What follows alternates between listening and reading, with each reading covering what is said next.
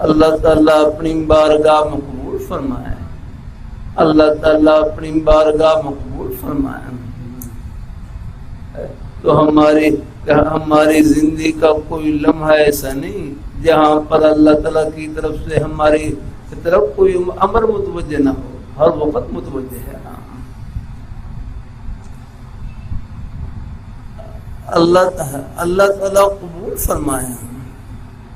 اللہ تعالیٰ راستے میں آتے جاتے اٹھتے بیٹھتے کوئی اور زبانی مصروفیت نہیں ہے،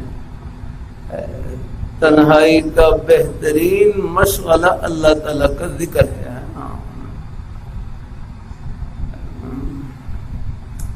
پھر اللہ تعالیٰ نے اپنے خوشی کے بہانے پھیلا رکھے ہیں، قدم قدم پر پھیلا رکھے اللہ۔ اس لیے کہتے ہیں کسی مسلمان کو حقیر نہ سمجھیں، کسی مسلمان کو حقیر نہ سمجھیں، کیا معلوم چلتے چلتے کون سی نیکی کروا لے جس کی برکت سے بیڑا پار ہو جائے۔